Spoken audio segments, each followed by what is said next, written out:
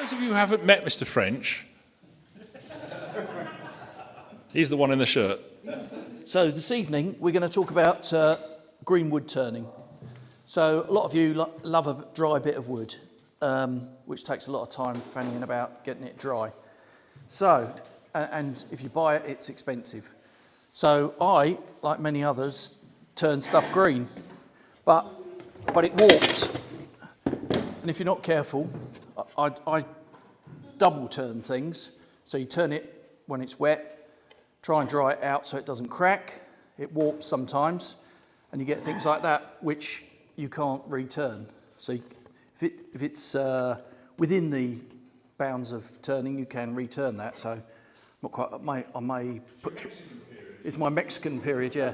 I was thinking I may put 3 legs on it or something, turn it into a platter like that. And some woods are renowned for being more splitty and twisty than others. This is eucalyptus. So when I turned that was absolutely flat across the top. And much to my amazement, it didn't split. And the centre, as you can see, has gone completely oval. So that could be returned, I suppose. We could try and get a grip on that and return it. Or we could do something, not quite sure what to do with it. Screw chuck, yeah. So you can start with wet wood. So I'm just going to show you a few examples to start with. So, but they can twist and split as well. So I've done a few little jobbies. So that, for instance, I'll throw these around in a minute. That was cut on Monday morning, and turned Monday afternoon. So you can't really argue that was not green.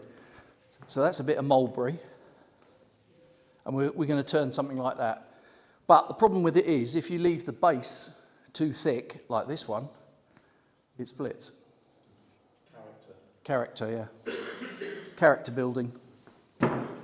So that, but you can also, I did that one a long time ago. That was, I left the bark on. The bark partly came off, wouldn't super glue on, so a bit of colour. Doesn't look too bad. But you can get them thin. That's the trick with these things. You can get them very thin. And in theory, you can get these to bend as well.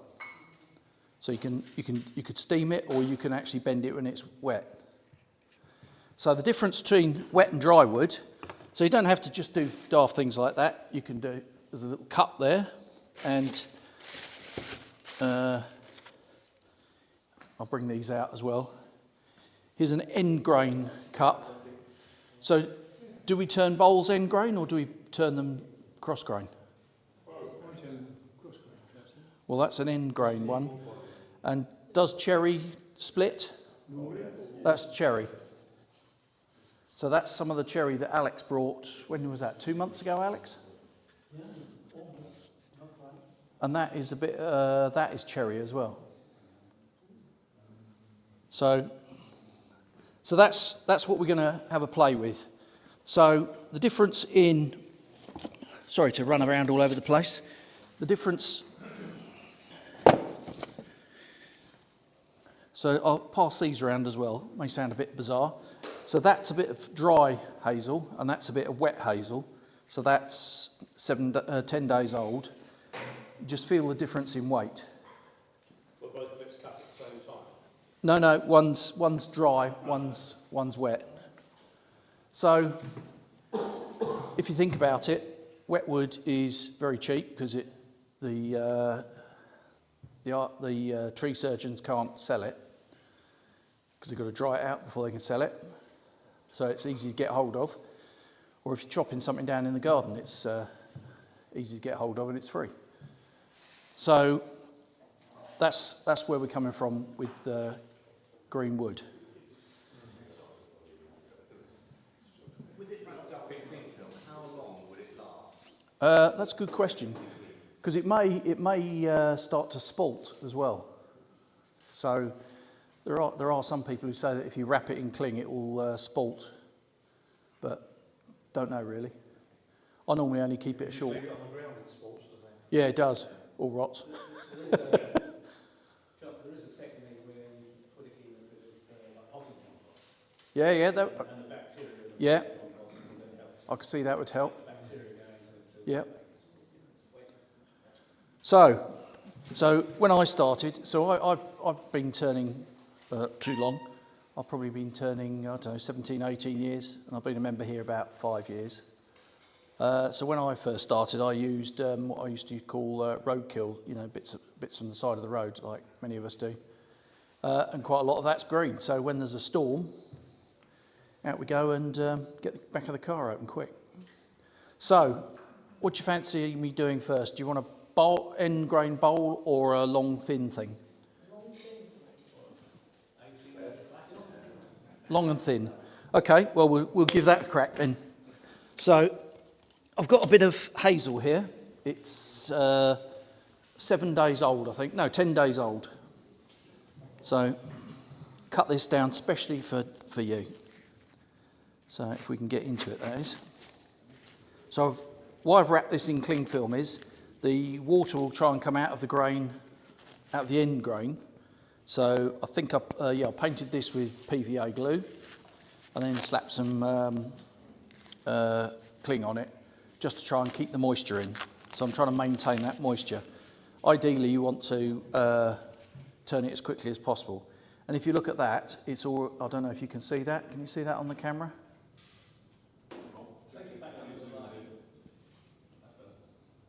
It's already starting to crack. It's a cracker. And it's taking the pith as well, if you look. Straight through the pith. And the pith on these things is what causes movement in them. So if you look at, where was it? One of these.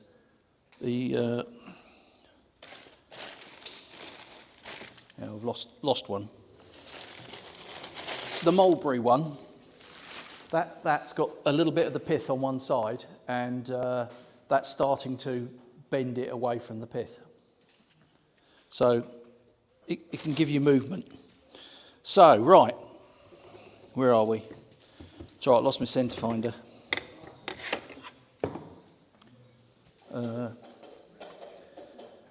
So just bear with me, I've got to try and... Anybody see my pencil? Aha!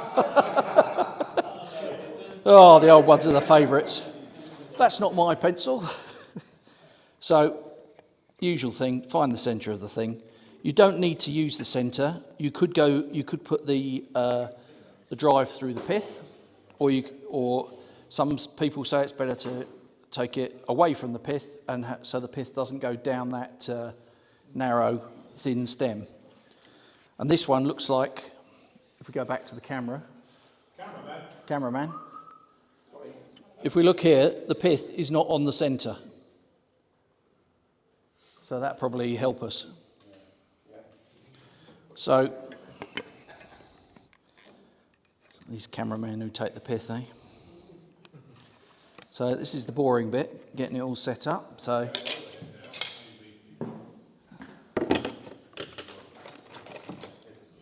we're just... So it's all the usual stuff with a piece of wood. You've got to try and work out how the hell to hold it.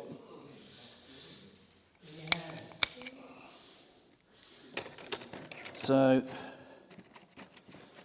we'll take the chuck off for the moment.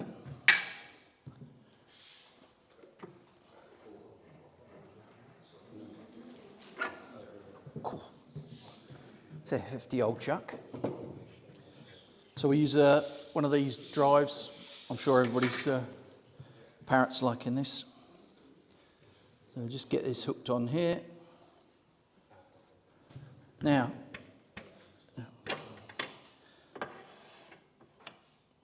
I must admit, I've only demonstrated once, and as Jerry will attest, it didn't quite work too well that time. Jerry caught I was making a star, which is quite an entertaining thing to make. But it's worth making, isn't it, Jerry? You've had a go at that. So Jerry had to catch it.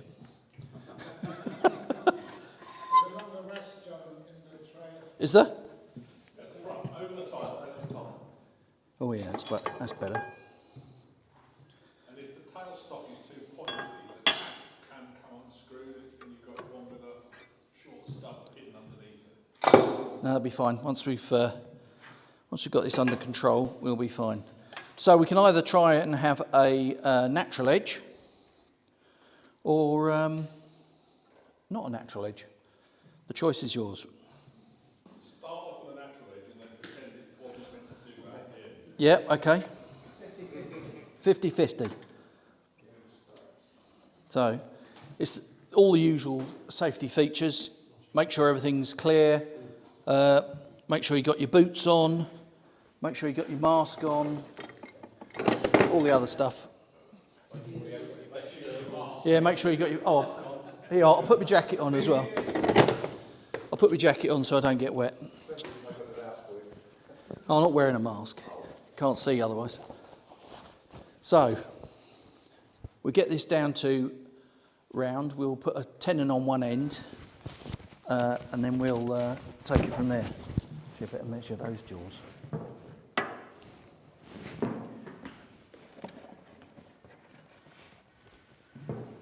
Ooh.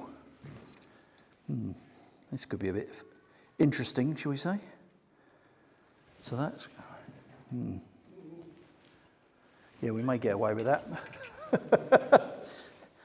If not, I don't know if any of you have got the seen the Record Power fancy chucks with the removable teeth, which are very good. So these, they've got little star jobbies in here. You undo this and you can take the inside ones out. They're quicker to change. So I brought that along if I need it. I'll have that on the side if anybody wants to have a look. And Terry has kindly brought me along a bloody massive piece of holly, which cut today, was it? Yesterday. So we could try and do an ingrain bowl out of that maybe later on. Right.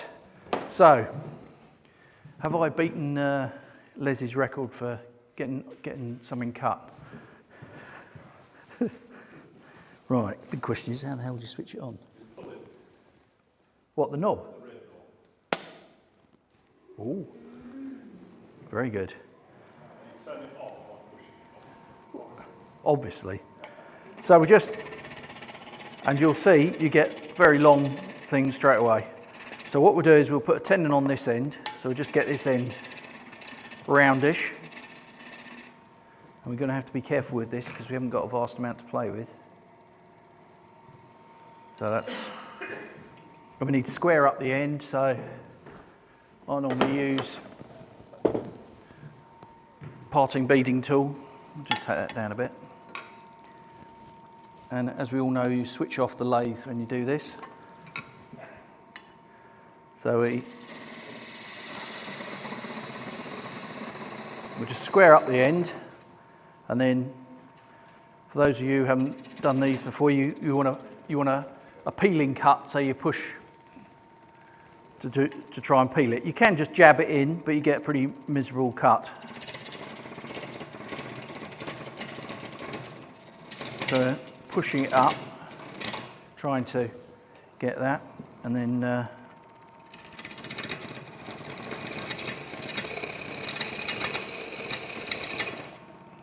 that I think is, yep, that's about right. And then we'll just, with a skew, we'll just give that a bit of a dovetail. Oh, hang on, what's happened there? Oh, it's come out. Right, so we're back in business, honest. Okay, well, I'll have to take this away and try and work it out. Right, it's a good start, isn't it? Thing jumps off immediately, so we just tidy this up a bit.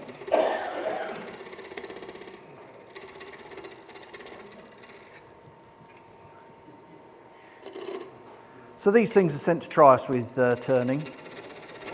If you ever think it's going to go perfectly well, it never does. As I'm sure you've all had yourselves. So has anybody tried green turning before? Yeah.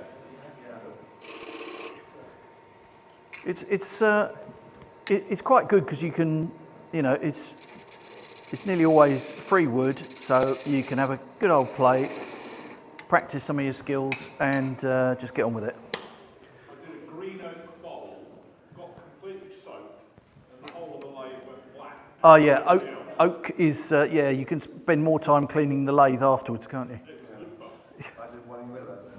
Yeah.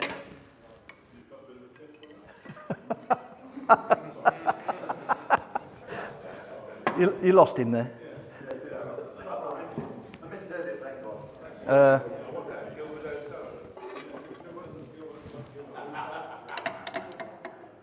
No, how do we get this out of here then?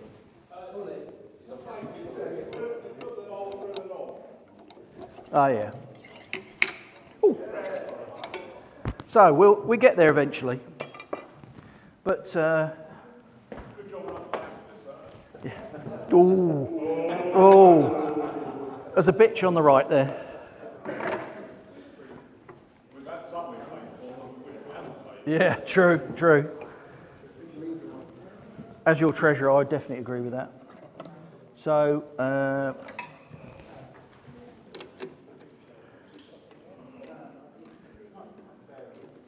So with these things, it's quite sensible to not tighten up this end straight away, but to bring in your tailstock, get it centered on the pip, and that will then center it for you. So get that tight. And the other trouble with green turning is the wood moves, so you do have to make sure the bloody thing's tight. Right, so if we have a look at, actually we'll leave that on for the moment. If we have a look at what we've done on one of those, have we got one of those things with the long thin stem there? There we are. So we can either go for, what we'll try and do is we'll go for a little hollow, make it like a little cup, and then we'll try and put a bead on it. Oh, this bloody thing's split. You're going to do a thin one, like that one? Well, this one is a goner, it's split. So we're going to do a thin cup, and we're going to try and do a natural edged top as well, okay? So what we'll try and do is we'll decide how long we're going to be, and we'll do a standard bottom. We won't have natural edge bottom. So I'll take some of the weight out of it here and leave the end so we can have a play around with the end. And you can get some nice ribbons going with this.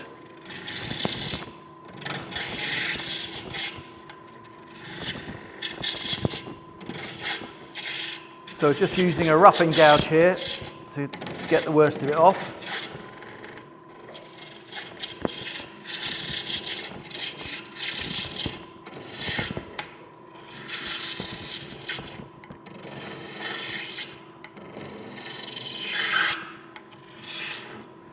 So as you see, you can get some nice long ribbons, which is always quite entertaining.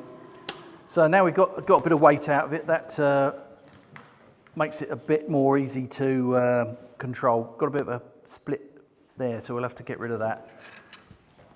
So now some people use bugger that, a split, a Fosner bit for drilling these things. But there are, you can just use your spindle gouge. Do many of you use just a spindle gouge for boring?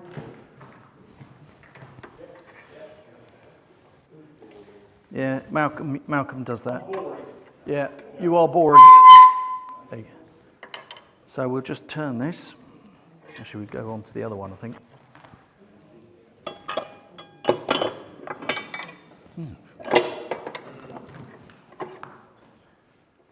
So with the, does this come off right off the end?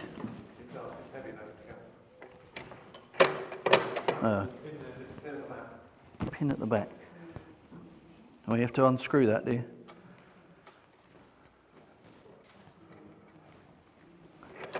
All right. Yep. Right. We'll take that off so that we don't get jabbed in the guts by the spike on the end. So hopefully that's carefully held. If not, Jerry's my man. No captive rings. So you want this at about the centre. That's slightly too high, wrong. So you want this just on the centre. So where the spike is,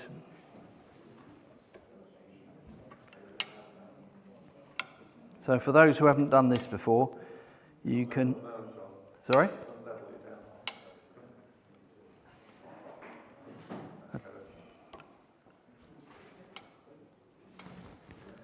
We start that off again, and then we put it in, and you give it a little wiggle, and you push, and then you pull out to hollow. So it's standard end grain hollowing, and if you get it right, which it's not cutting it very well,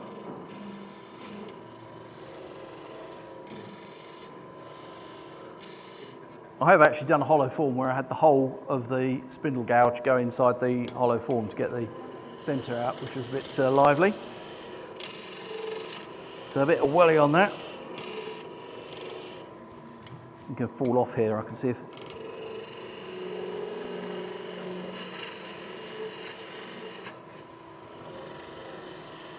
So I don't know how deep you fancy this going.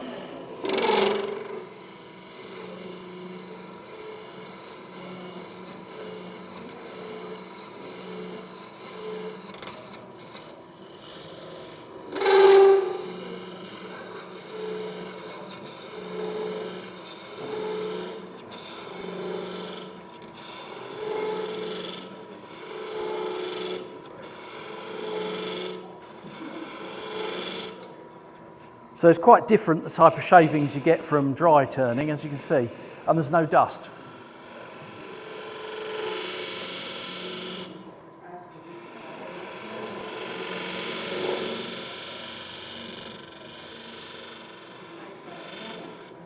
Right, let's just have a look at that. So on that, there's a bit that's come out there, so we're going to have to probably take this a bit deeper to get rid of that if we want to keep the natural edge. Should we try and keep the natural edge? Yeah? Okay, well we'll try and go a bit, just wondering whether to cut that off or, no, we'll just try and pare it off this way. So we'll come in a bit closer. So we're going to have to go a bit deeper as well. So I've got the gouge at that sort of angle, so I'm cutting on this wing as we come out, as we pull out. Yeah? If you I can never remember, if you make it go that way, it's less aggressive, that way more aggressive. You get a sort of feel for it. I must admit I do most turning by the feel of how it goes rather than being absolutely precise about it's at 4 o'clock, 6 o'clock, whatever. So we're going to take a bit off there. And then we're going to go back down, so we're sort of scraping it really. And we've just got to try and do a bit at the bottom there. See what that's like. Oh God, there's miles of it. Because I want to get that quite thin if we can. Right, okay, well, we're going to have to do quite a bit of this. So we'll flatten this out probably.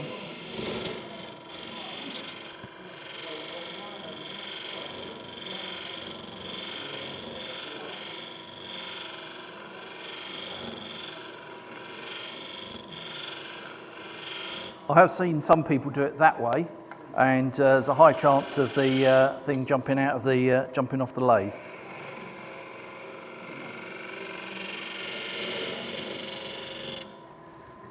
So let's see what that's like. Right, that looks like we've got rid of the thing on there. So now what we want to do is, do we think that's deep enough? Should we just have a little shallow one like that? Is that all right? We'll just try and get rid of the nipple in the bottom. So we'll just tweak that out.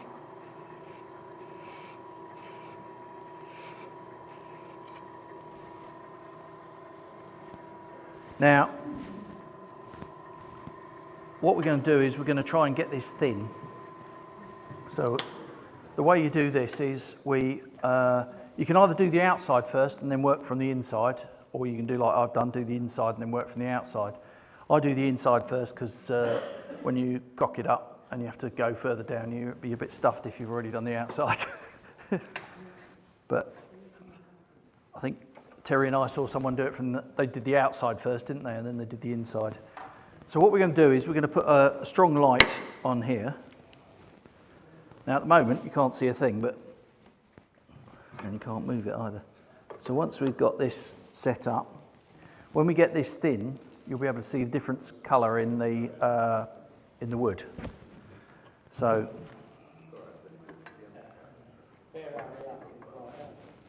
all right, all right.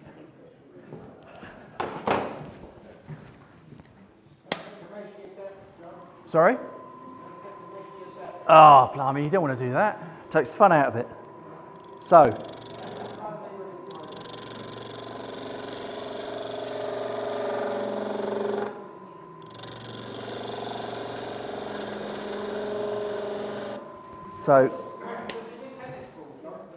No. So if you look at, I'll put it that side. Can you see that on the overhead camera? Can you see it's already starting to change colour? So at the bottom it's still white. So that's getting thinner. But when I'll put a gauge on it, and then you will be able to see where the hell's that gone? Yeah. If we use some calipers on that, you'll see although it's changed colour. Sorry? Yeah. You can see it's quite thick still. Yeah. Although the light's coming through it, so we want to get it down to. You should see the small pair I got. So if I can get this working again. So we'll just gradually work our way down this very gently.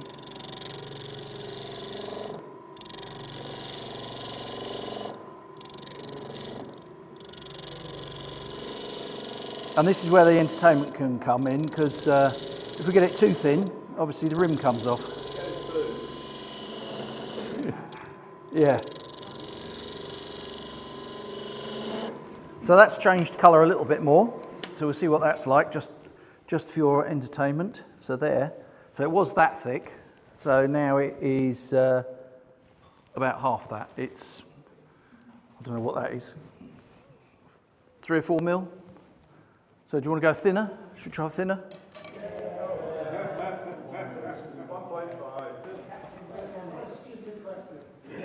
Well, you've got to try these things, haven't you? The whole point of these sort of demos is to show that you can have fun even if it doesn't go well. You know, we've seen Malcolm demonstrate, haven't we?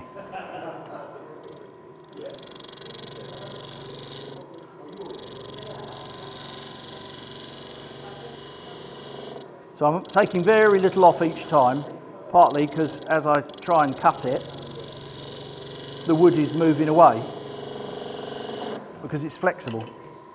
So if you notice, I've left quite a shoulder there to try and not, so that there's only a very short bit that's unsupported. So that again is, should we go thinner? What do you think? Thinner, thinner. So we'll take a bit more off here now.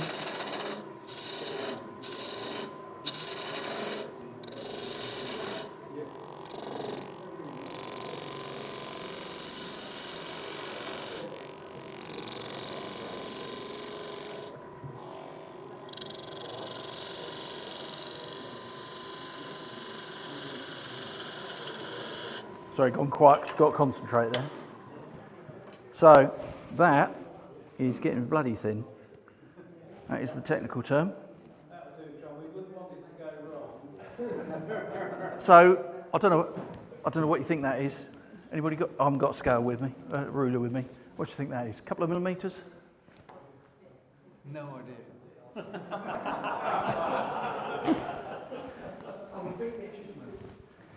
So what's that in inches then? Do you reckon that's thin enough?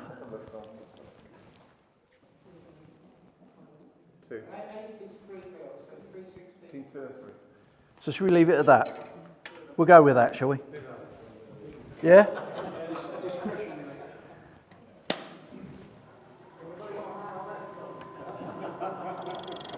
Yeah, we'll go a little bit thinner.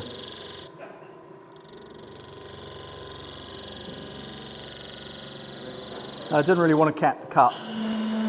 So we now have to get down a bit further. And I'm using the colour now to tell me what thickness it is.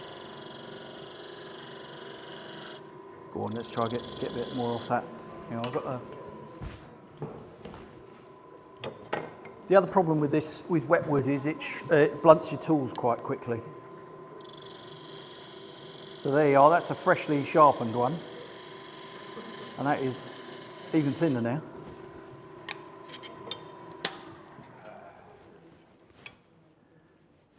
It's always a bit worrying when you get very thin, isn't it?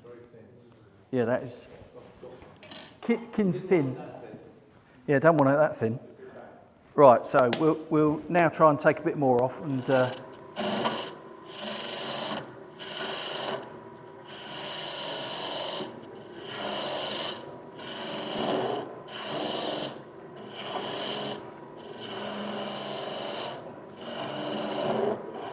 so what Clive was saying about the depth, you don't actually need a depth gauge with this, because when you've got the light on the inside, you can see where the bottom is. Because when you go through, so we'll get a bit more off this.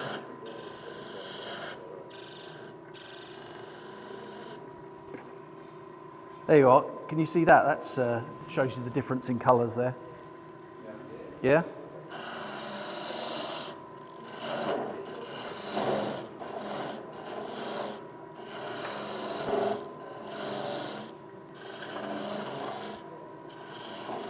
Now ideally you should sand this before you go any further. So I must admit I wasn't going to sand it tonight because it's very boring seeing someone sand. I think we've all seen someone sand. Yeah, you can. It clogs up the yeah.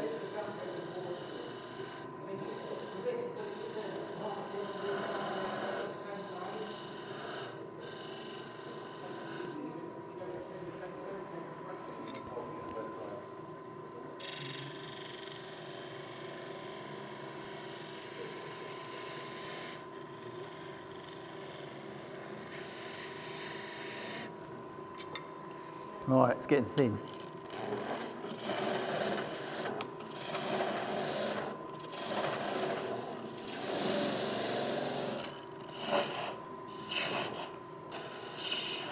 So we'll take that down a bit further.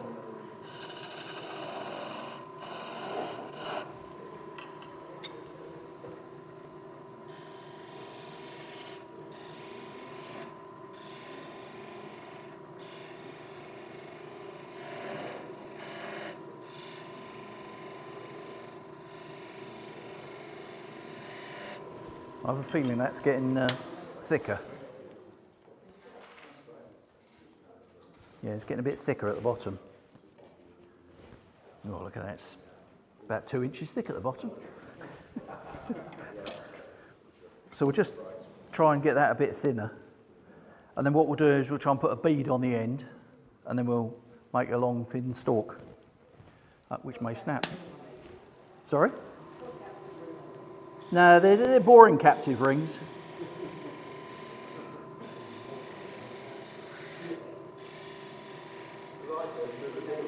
Yeah.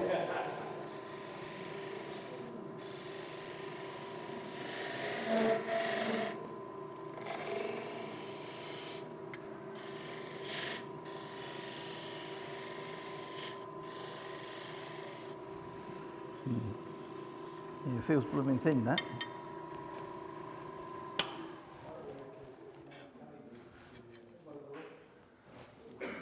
Yeah, I think we'll just leave that as it is. So now we'll get the bead on here, and then we'll see what we can do on the stem.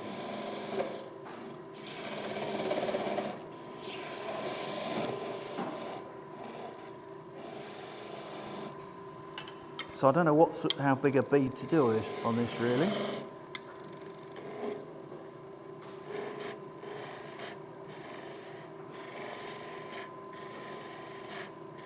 Now Barry, you'd probably do this with a skew, wouldn't you? No.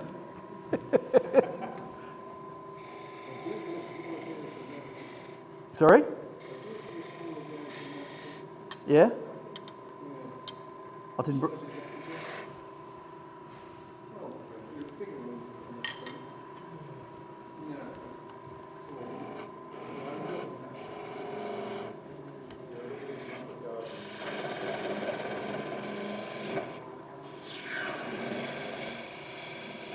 Ooh, nearly went through it. That'd have been a bit of a disaster, wouldn't it? There we gets a bit smaller.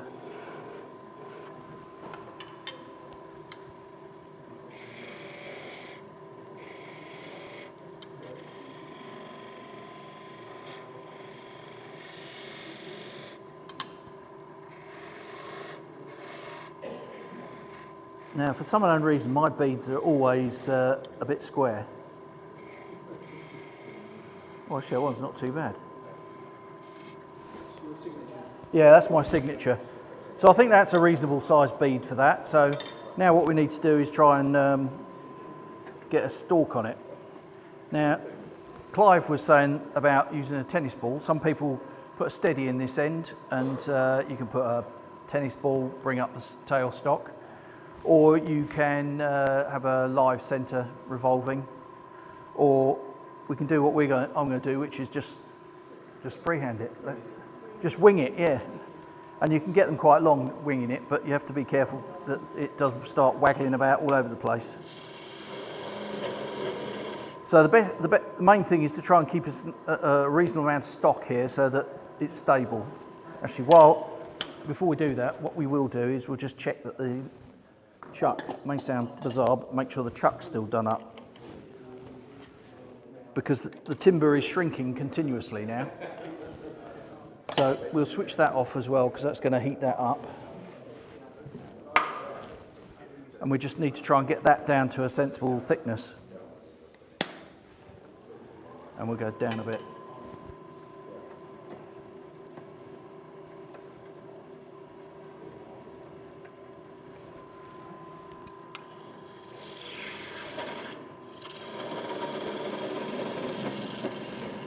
So these are notorious for splitting and cracking, and that one that I showed you that I did on Monday, that's started cracking. I unwrapped it this afternoon before I brought it over here, and it was fine. But what I try and do is wrap them in newspaper to try and slow the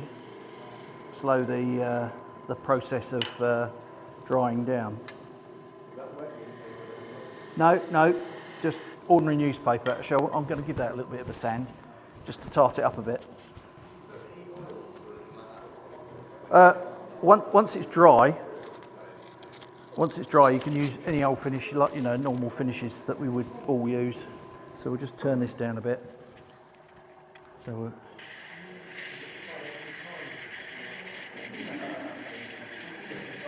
and don't be afraid to use your finger to hold things, because you'll see later that you have to do quite a bit of that. And yes, it does clog up the, this is 150. So we're just trying to take out those rings there.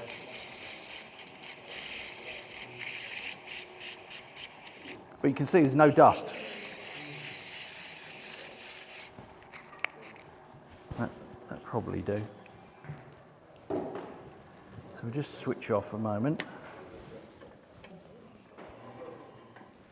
So we'll just get the tool rest in here so we're a bit closer, I think. Right, now, this is where the fun starts. Oh, actually, if you bring the camera in there, that I think is the pith going down there. That dark bit, that's the pith. So if you remember, the pith was a bit off to one side. So with a bit of luck, we'll turn that away.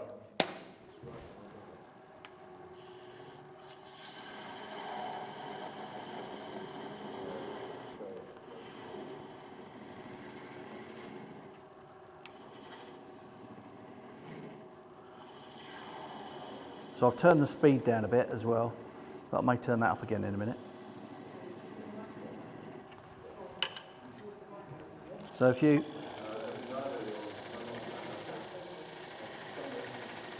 going to use the wing there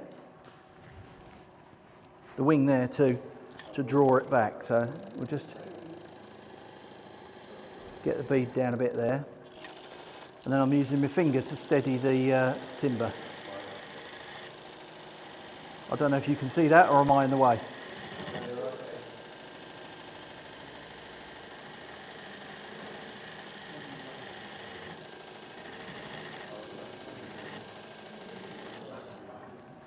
So, do we think that's thin enough?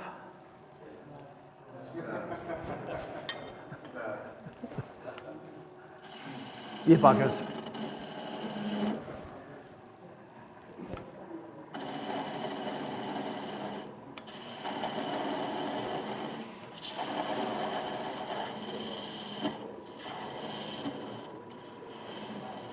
So if I was finishing this, I'd do all the sanding of this bit now and never touch it till it comes off the lathe now. Because if you go back to it, it'll be further off centre than it was when you started. Because as it moves, as it dries, it moves.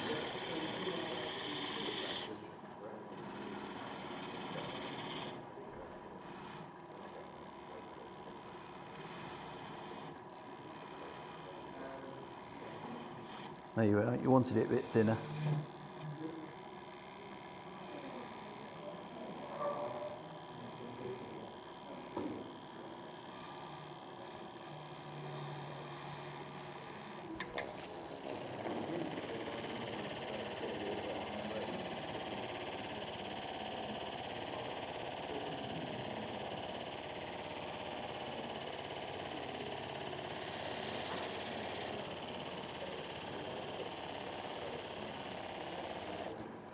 So it's reasonably thin.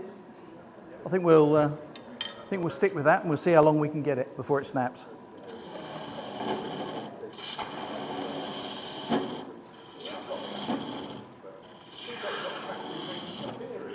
Sorry? Oh, I'm not. Oh look, there's that captive ring. We'll get rid of that. Go on.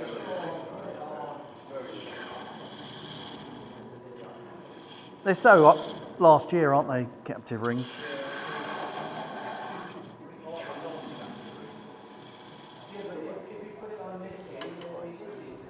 True, very true. So, yeah, we have to be very careful here.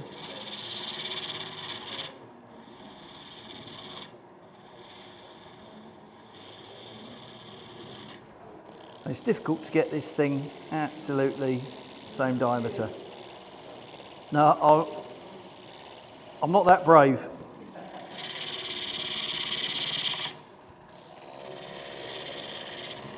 Oh, no, that's something that sometimes happens.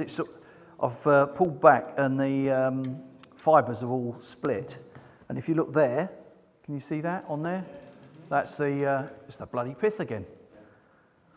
So you have to be very careful with that, because that's just wanting to go. Is this one you put super glue in? No, don't put any super glue in this. No, but you could, but I'm not sure how well it will react with wet wood. Go very quickly. Well, you could, but it's cheating. It's cheating. It's no fun.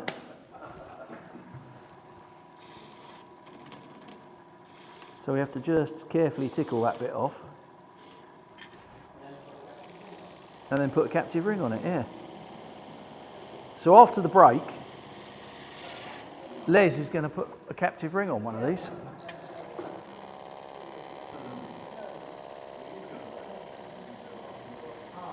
Oh, very good. Oh dear.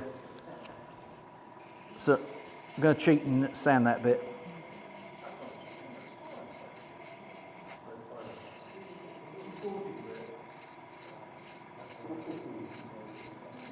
God, they're nasty over there, aren't they?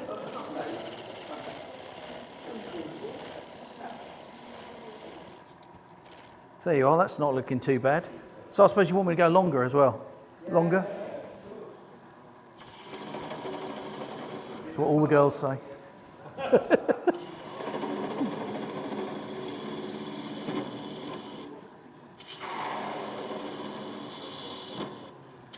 So you can see it's starting to go all over the place at that end, so you have to be very careful with that.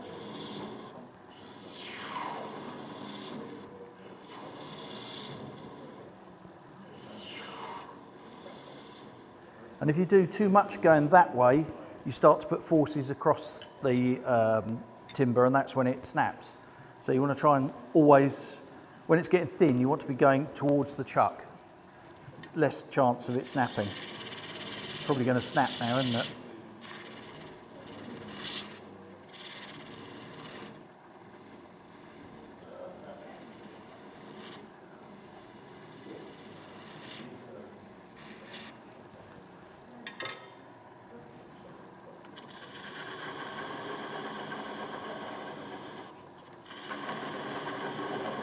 So I know this bit gets a bit repetitive, but that's the problem with these sort of things. It's a bit like bowl turning, isn't it? That's always very repetitive when you start hogging out the insides.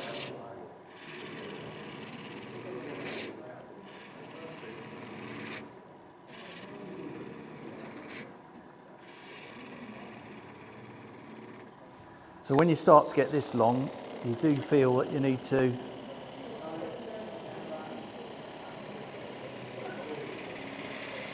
give it a bit of support from your finger. Yep. A serious point from you? Where you gobbling part is, you just playing again.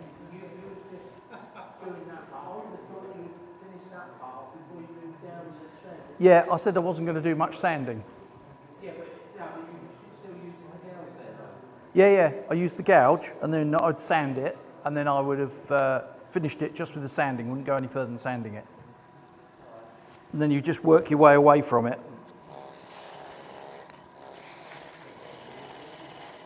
So we're just trying to get out the dreaded tool marks there. Because it, yeah.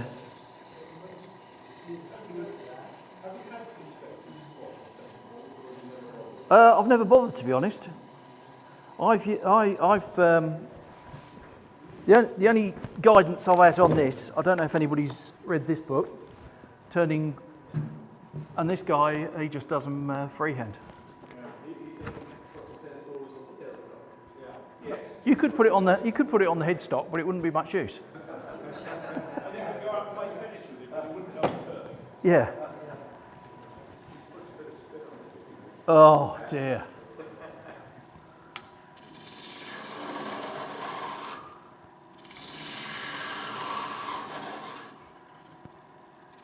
I think also the other problem is if you put a tennis ball or a wad of paper or anything in there and bring up the tailstock, if you put any pressure on it, you then put compression into the thing, and as it gets thinner, it can't take it and buckles.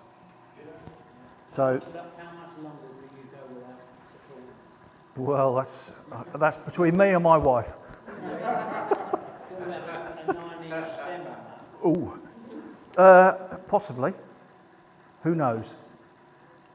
Who knows? It's one of these things, Jerry. That's the beauty of all these things. You can just play around with it, see how long a stem you can get, but it will depend on the timber.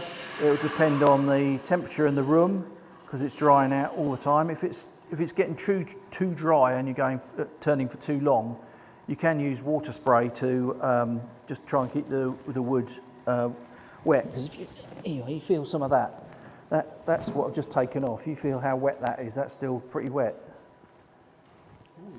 Oh yeah. Sorry, say again? Yeah, next bit of timber could be drier. They don't want it.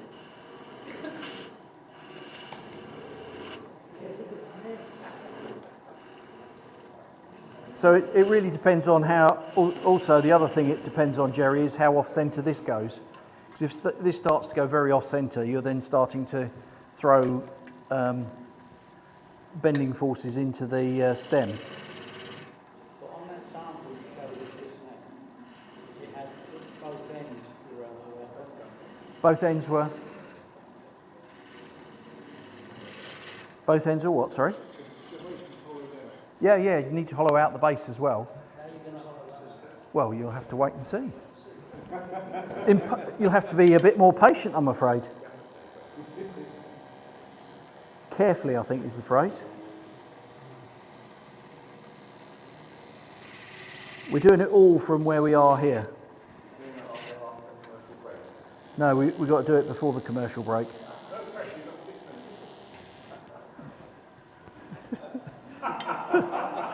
That's not enough.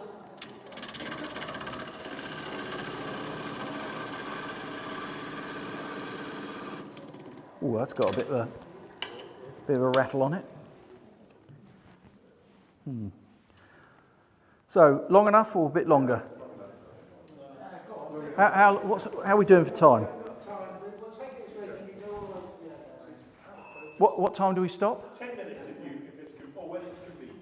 Right, so I'll start to do the base next then. So we'll just get this down to where we can. You need quite a bit of this to be able to get in the bottom of it, so we'll come across here.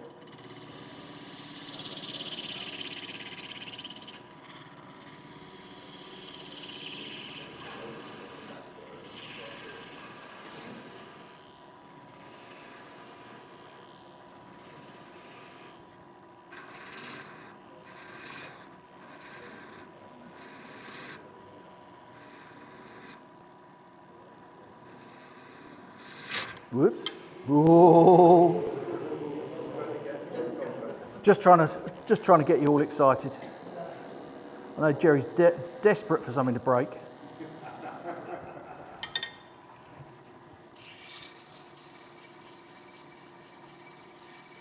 There you are. We'll call that done then. That bit. It does actually get thicker as it goes down, which is a bit of a cheat, but now it's easier if we have these flatter, so we'll just try and get that a bit flatter, I think.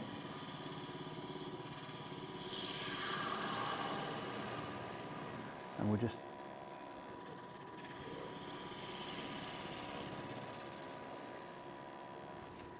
now, this is the bit that you were after, Jerry. What we're going to try and do is we've got to go in underneath that. So we'll come back from here and we'll go in. Yeah? So we'll make a long spike going up the doodah. Yeah, they don't like it up, and Mr. Mannering. So we'll take back some of this.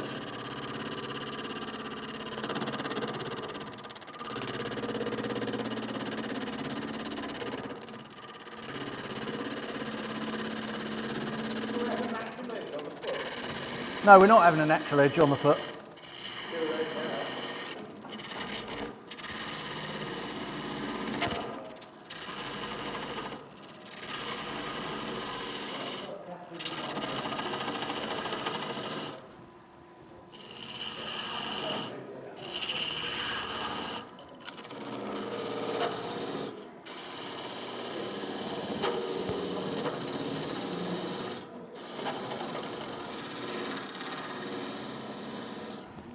So just to make this a bit speedier, we'll make this a bit flatter as well.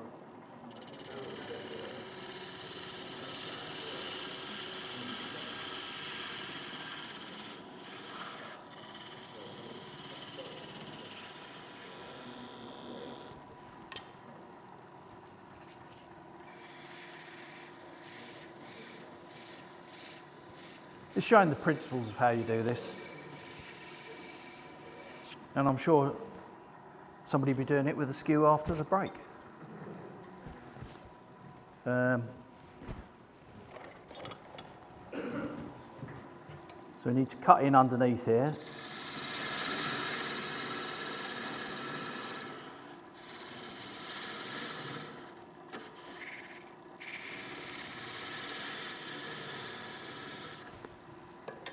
And then we just... Oh, shit.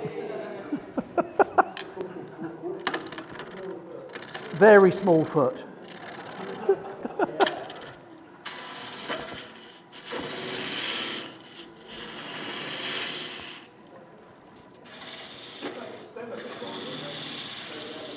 Well, because I cut away, we'd be very long.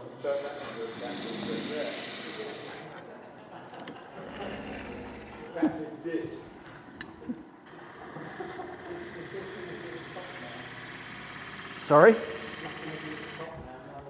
Yeah, that's it. So if we hadn't done we'd have been laughing. Oh, God. Getting tired.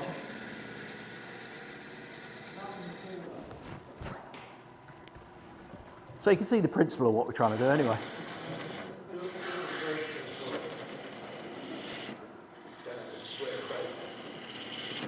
Has anybody got any blue tack? Because we're going to need a bit of blue tack on the bottom of it.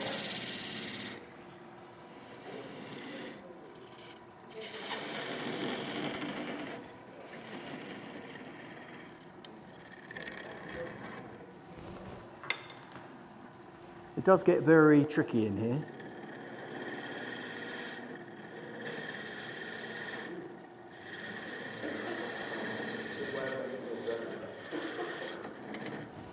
Sorry, say again?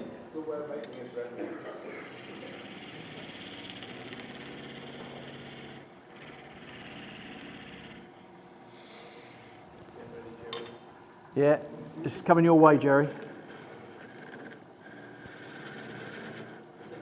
you reckon we should stop that and see how bad it really looks? Oh, it looks lovely.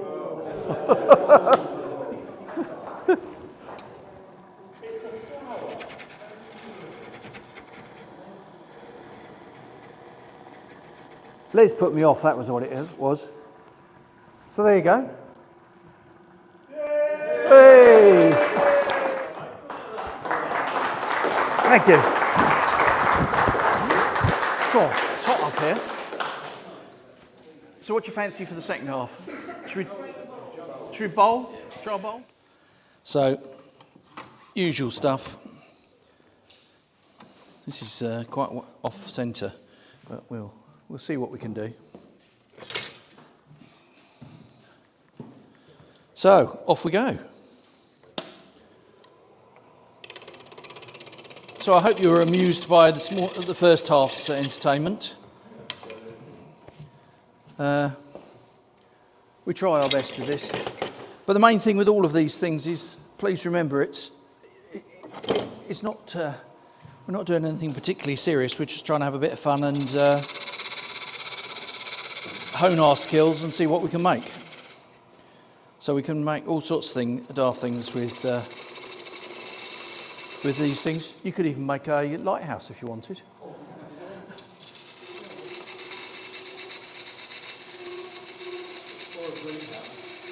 Yeah. So this seems to be cutting nicer than the pieces earlier. Cutting very thin. And I haven't sharpened anything. Right, so that's got, where we got to? That's got satenin. So it's the usual thing. Flip it round. Get all this out of the way.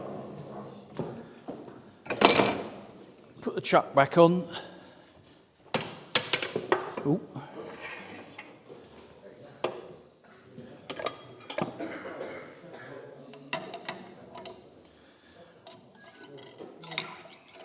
So a few of us went to the Chestnut Weekender 2 weeks ago. Was it 2 weeks ago? 1 week and a half. Week and a half. Okay, we're going to split hairs now. How many hours ago was it then? Anyway,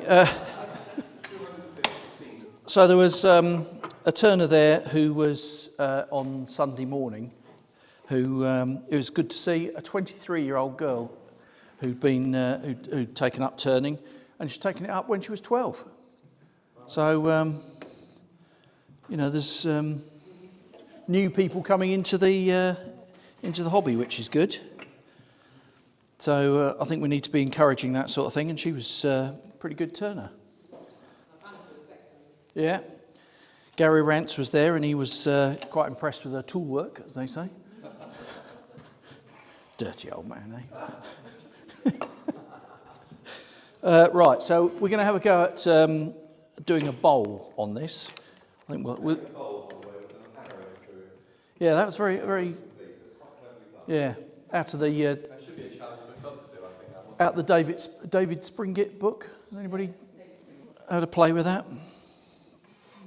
Right, so we're going to do the pretty much the same sort of thing, but this time we're going to we'll do the inside again first. We'll make we'll get this square, then we'll try and get a nice shaped bowl, then we'll hollow take the outside out, get as thin as possible, put a little foot on it, part it, stuff it on some coal jaws and hollow the bottom out.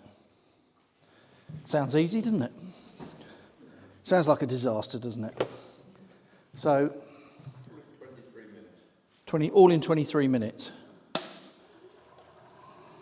So we'll try taking so you get the bevel rub in, and over you go, get the end square first. And this won't have a natural edge. This will be just a Joe standard bolt. So we'll just get down to something round.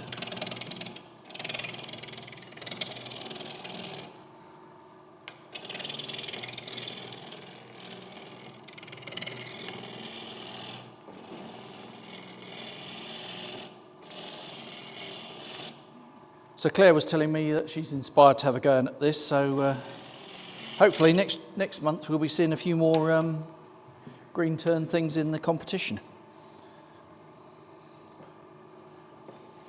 Oh, very silent there.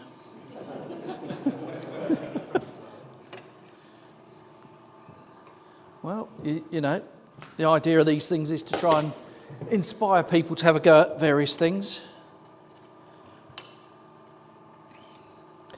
Always amazes me how the tool rest, it's very, you can move it a very small amount and it, sorry? Yeah. We haven't got time to fanny about with that, have we?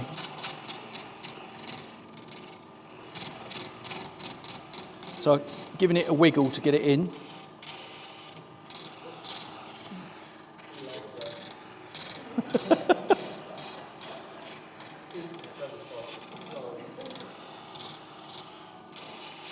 Well, I'm not going to rise to the bait on that one. We could go on forever, couldn't we?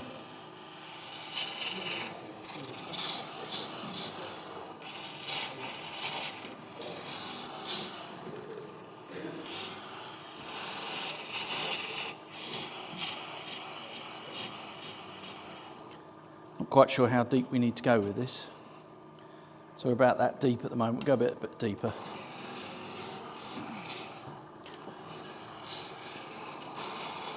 I know a lot of people seem to like Frosner bits and all that sort of stuff for hollowing, starting the hollowing.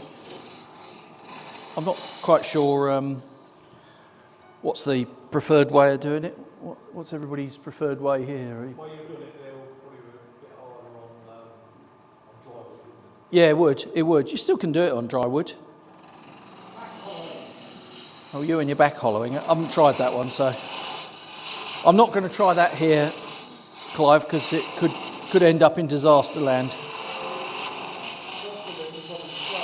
Sorry? Fortunately, it's probably slow because you've got to keep Yeah. clearing.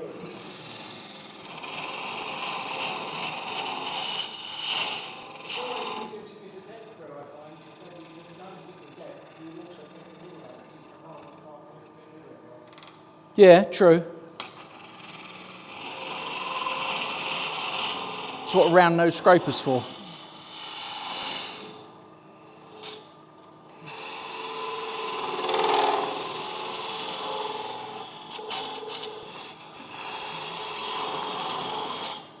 I was going to do something much bigger than this, but Terry bought me some nice holly there, which was cut yesterday. But I thought we'd be here all night trying to hollow that out, just because it's so much wood to be hacked out. So I think for the purposes of this exercise, this will probably be best. This will be a little sarky type cut.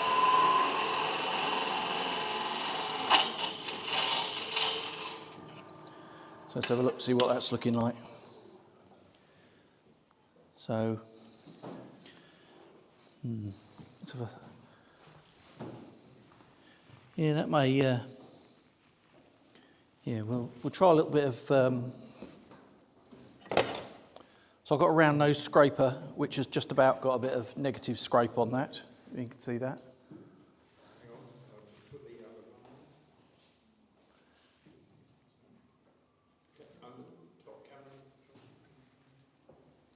So you can see a bit of negative on there.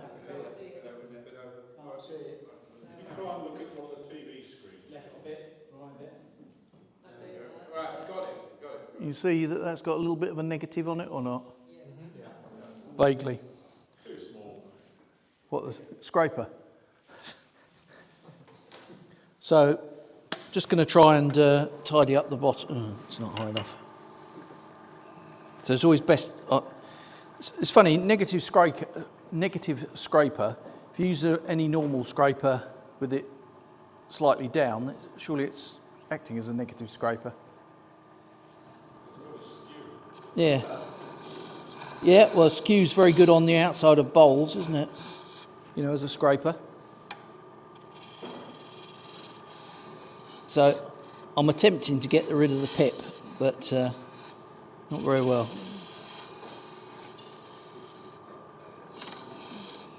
So we may just leave that for the moment.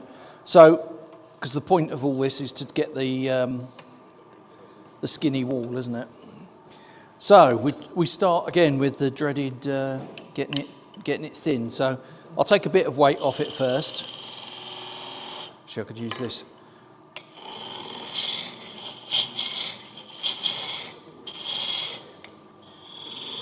So it's always quite fun if you can get the ribbons to go over your shoulder.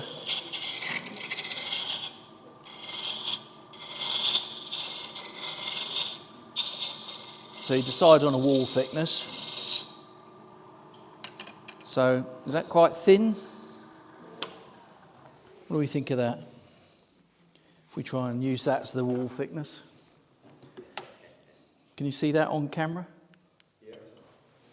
So, so we're already starting to get the thin wall there. So we now got to try and follow the line round. Yeah.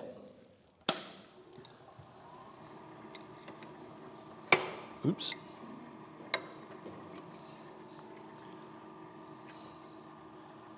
So this is where the fun starts.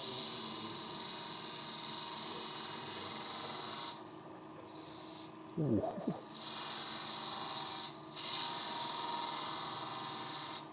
I think we may actually sand that a little bit on the inside first.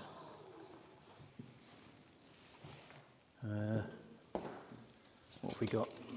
It's a bit of 150, that'll do.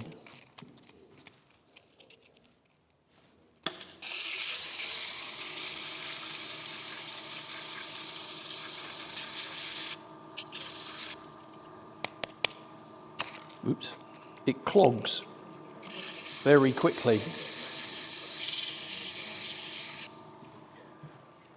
So do a bit of that and a bit of 180.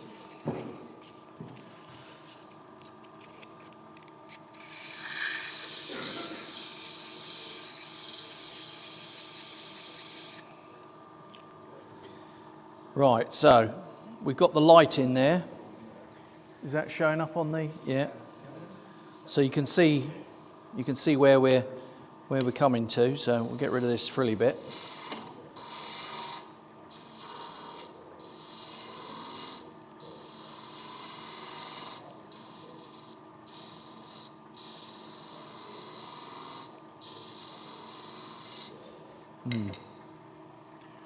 It's always a bit nerve-wracking, this. How thin is it really?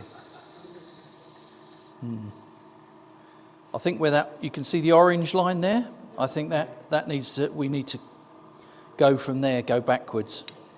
Would it get darker the further away from the light anyway? Not really. No, it's, well, you'll see, hopefully, Oliver. Here you go, there you go. The yellow's moving down the vessel. Yeah, the light's drying it out as well, which doesn't help. So don't be surprised if this rim comes off.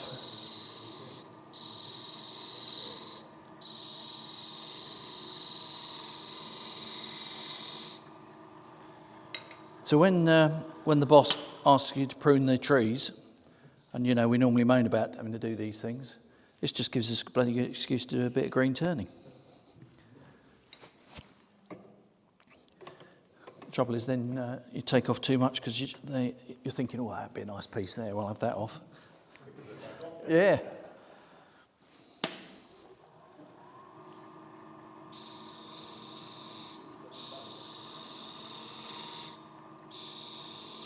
Ooh.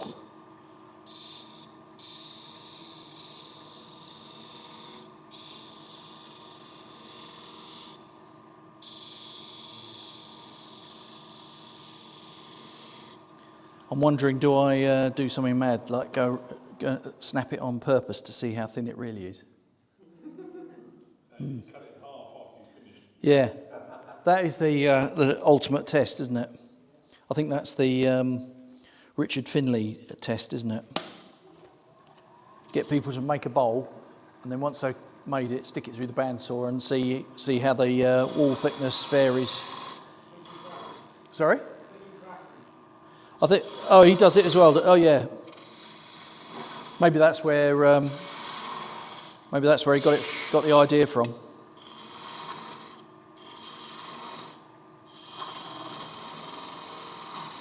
So you can see, Oliver, the colour has gone fairly consistent.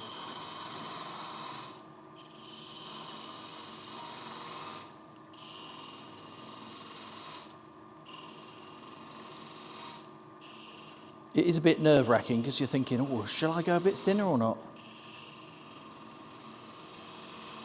So if I tried to go back now to the rim, it probably moved too much now. So that's why you have to do it a little bit at a time and sort of work your way away from the open end.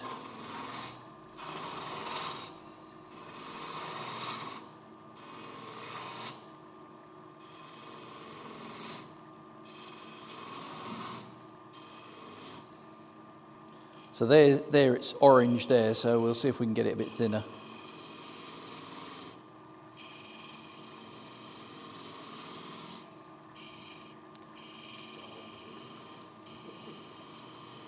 Oh dear.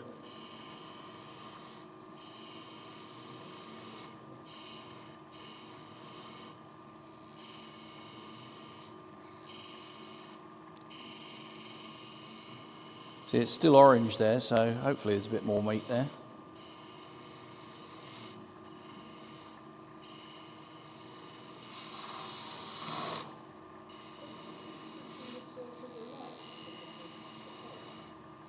Say again? I don't think it does. I don't think it does. We can move that in a bit, and it doesn't really. I think it's probably just the translucence.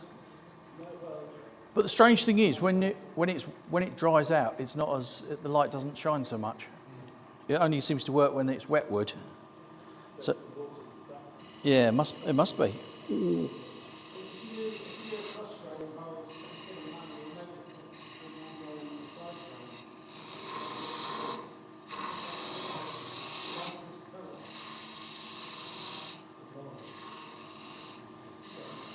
I suppose the light also probably travels down the tubes of the wood. You know how the wood's a load of straws, basically. It probably goes down them better than it goes across them.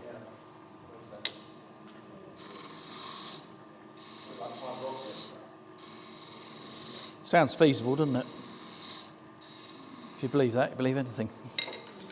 Right, we must be getting near the bottom, I would have thought. Let's just measure it. Yeah, that's the boring bit, isn't it? Got my Sorby standard measuring stick. Yeah, we're nearly there. So, yeah, we need to get a bit more of that off. Ooh, don't want to do that.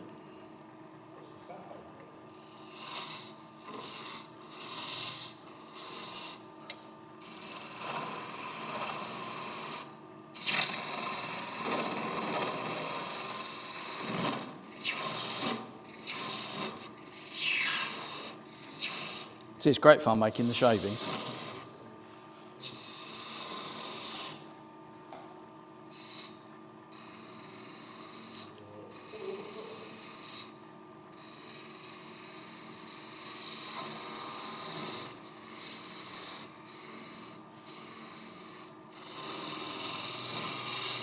So this is a very strange shaped bowl because I was hoping to round it in, but the inside shape, I didn't do a very good inside shape.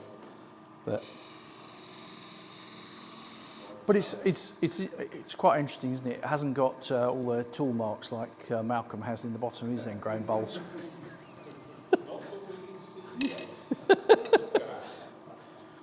So we'll give this a little bit of a sand if we find something. Yeah, we'll just do a little bit of 240 on this.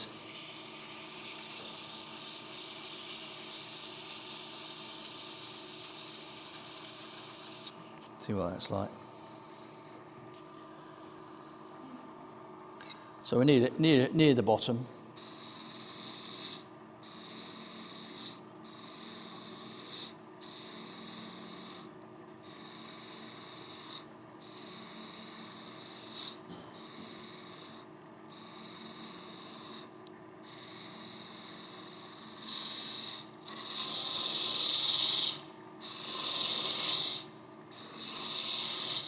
So this is going to be a bit of a strange thing, I think.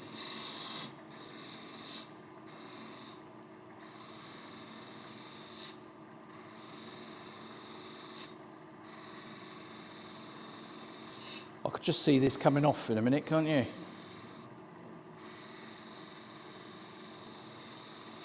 Are you ready to catch, Jerry?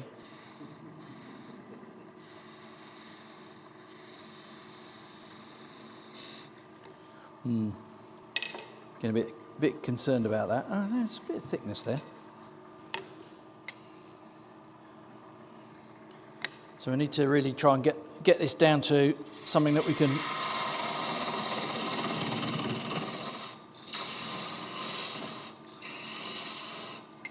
It's going to be a bit more like an egg cup, isn't it?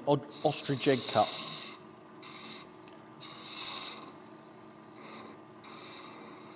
So if we have a sort of foot like that, and then we try and cut in there.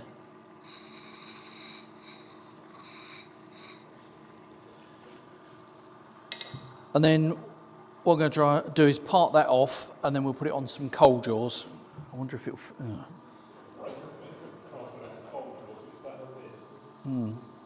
Well, I don't know quite what else we could do with it. We could try going up inside it, but I don't think that'll work.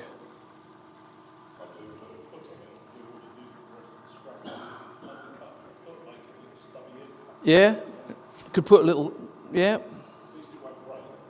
What? Just put a foot on it. That sort of size, do you think?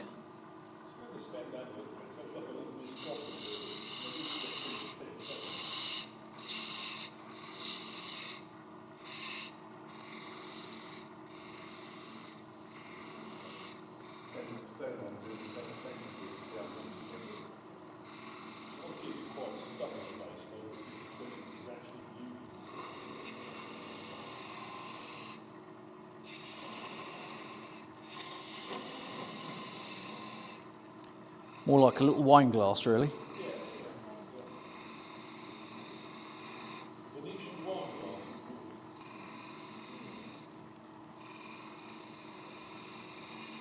Oh, there's a line there that I'll get rid of, that's it. Right, I don't want to go any further down there. Maybe we'll just...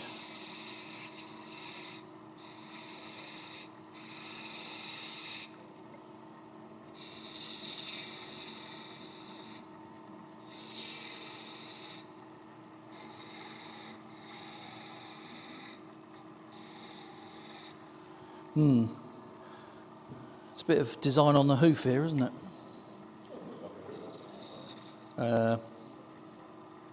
Trouble is, I don't want it too thick, otherwise it will crack, because it's green.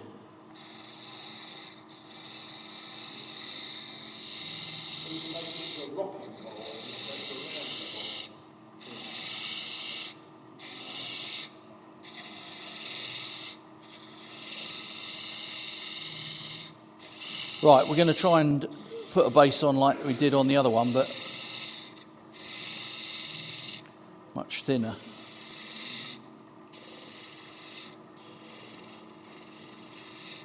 Ooh. Ooh. Is that concentrate French?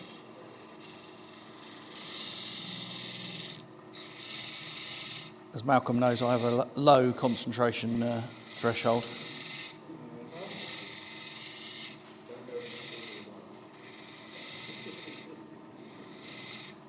So we get a little thin, stubby thing like that. Probably go a bit thinner than that, don't you think?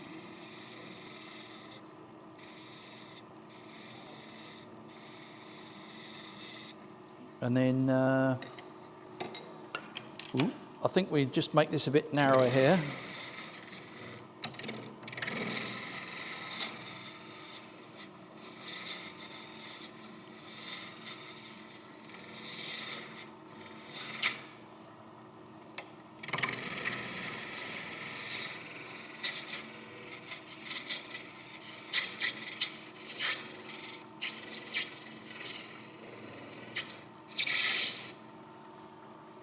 And then somehow we got to undercut that again.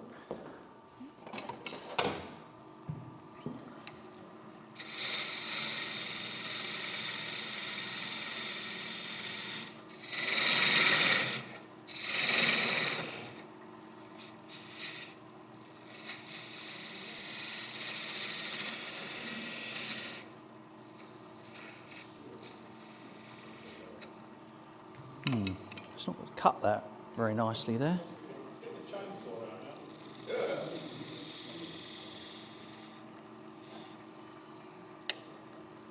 thinner.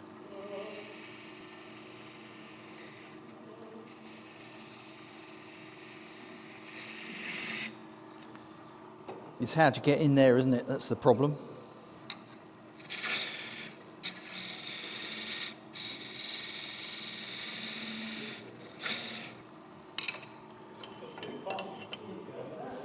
Yeah, we'll get it a bit more undercut first.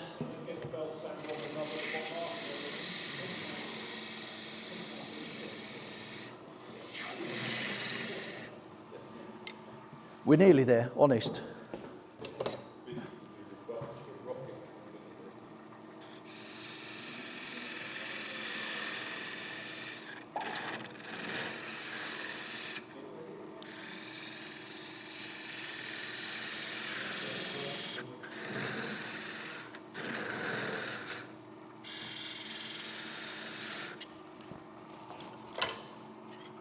This is always the nerve-wracking bit, isn't it?